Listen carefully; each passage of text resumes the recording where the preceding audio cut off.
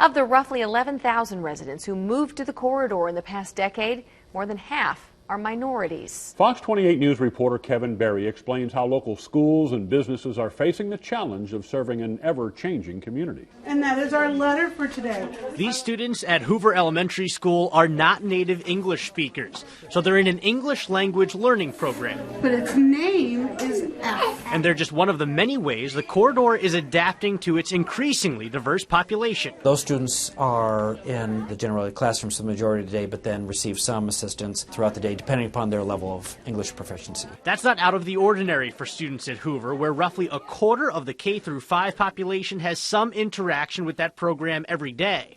Principal Stone's son is in first grade. He doesn't attend Hoover, but even he's impressed. They were teaching him, like macho and pua and different, Swahili words, and he was just fascinated. I said, Caleb, that's what we get to do every day. At the next step, Roosevelt Middle School, it's no different. All of our students are learning from each other and from our different cultures. School officials say that early exposure can only help when kids from Hoover and Roosevelt finish their schooling and enter the workforce. The more exposure they get about their other culture, the better they will become, especially when it comes to the global market competition. But that helping hand goes beyond E.L.L. classes and even leaves the school building with the final bell. The Cedar Rapids School District has started to assist families with tasks you might not expect a school district to do, like finding doctors or social events. We provide that service. We connect to the already available services in the community. Muzo says it's no longer enough to interact with just the students.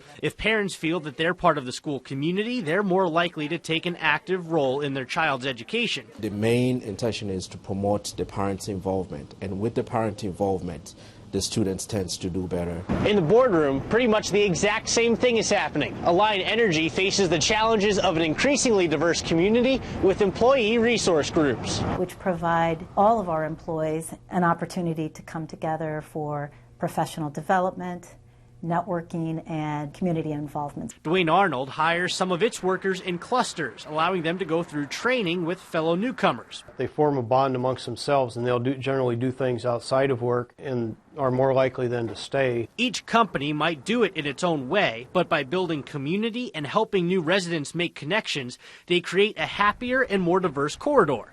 Georgina Dodge at the University of Iowa says to some extent we're fighting our instincts. We still face some of the challenges that have always existed in terms of being tribal, in terms of being sort of feeling safer among our own, in terms of mistrusting things that are different. But to thrive in the educational or business settings, having an international understanding is vital. It's very important. If we think that we have all the answers here at the University of Iowa or in the Midwest, we're wrong. It's a global society. And through those measures, it's becoming an increasingly global corridor.